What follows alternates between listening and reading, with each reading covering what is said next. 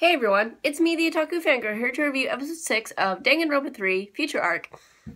Well then, what an episode. What an episode. Oh my gosh. Okay, so, this episode, Kyosuke, what the freak? Why did he stab Chisa with his sword? Like, that was just weird. I was like, why did you do that, you weirdo? But whatever. So yeah.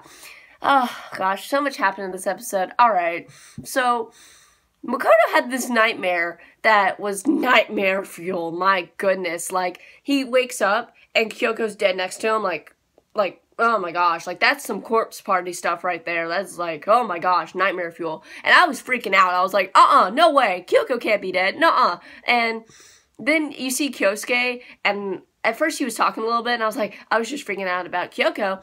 But then I noticed his outfit was like, not torn up and everything. So I was like, wait a second. This is a dream, right? And then it turned out to be a dream. I'm like, thank you. Thank you, because I don't want Kyoko to die because she's very important. But, so there was a part with Monica, or Miyaya Gekugahara. By the way, Miyaya Gekugahara is also dead. We found out in this episode. And her head was completely twisted around. And I was like, oh. Well then, poor girl. But anyway, so Monica gave a motivational speech to Makoto, and I was like, it's so weird. I don't know. I just found it to be really weird that Monica is like helping them a lot. I just find it weird. It's probably part of her plan and everything, but it was just weird to me. I'm like, she's helping them a lot. It's weird, but. Yeah, after that motivational speech, it was kind of funny.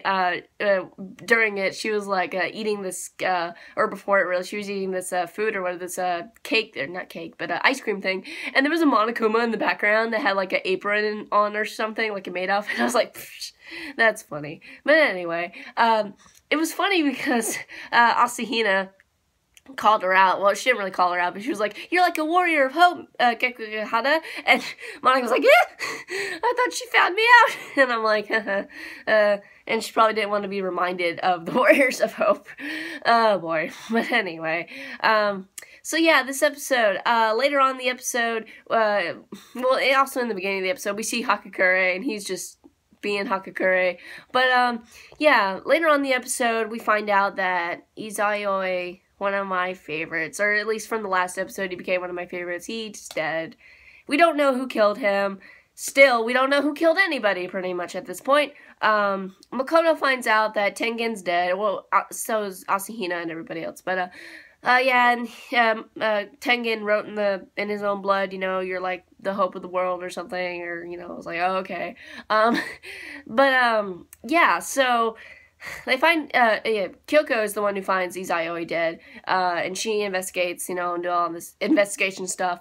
Meanwhile, Ruruka, she should be more sad, I feel like, that he's dead, because, she loves him, right? So I feel like she should have been more sad. Sure, she was crying just a little bit. She wasn't bawling tears, but I don't know, something about that's maybe a little suspicious, but I don't feel like she'd kill him. I don't think so, at least. I don't know. I don't really know what's going on. And also, what did he find behind that door in the previous episode? Like, what the heck, guys? But, so yeah, that happened. But, here's the most important part of this episode. So, they get in contact with Byakuya. Great to see that guy again. He's not my favorite character, but it was still kind of nice to see him again. I was like, oh, okay, hey, what's up, Byakuya?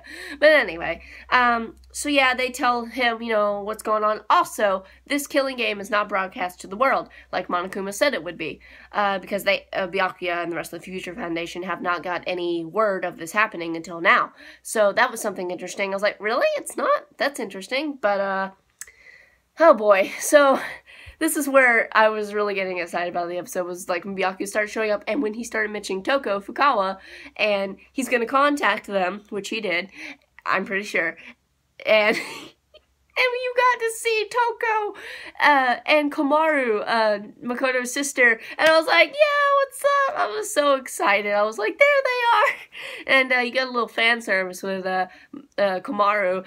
You could see her panties at one point, and I'm like, thanks, anime, thanks. But it was so great to see them. I was so excited. But here's something important. Byakuya said that the remnants of despair are awake, and I was like, on Jabberwock Island, by the way, and I was like, no way, you're kidding me. There's no way, no. And then, towards the end of the episode, after you see Komaru and Toko, we go to Jabberwock Island, and we see Hajime, and I'm like, yo, you're kidding me. So, I hope that the rest of the Remnants of Despair, the Danganronpa 2 characters, are all awake and alive and fine, because I want that to happen so bad. And there's a bunch of ships, by the way, coming to Jabberwock Island, I guess, to pick them up or whatever. But here's the problem. When Hajime opened his eyes, or it was really just one of his eyes, it was red, like Izuru. And I'm like, that's not good, because he's not supposed to be Izuru anymore, right? And he sounded quite bored. Like, when he said something, I don't remember what he said, but he sounded quite bored, like, probably like Izuru would be. So, that worries me. Like, is he Hajime still, or is he Izuru? What's going on? I'm so, like, because at the end of Danganronpa 2, he was fine. So, what's going on with this? Or at least he should have been fine. So, I don't know. Like, I don't know. So many questions, guys.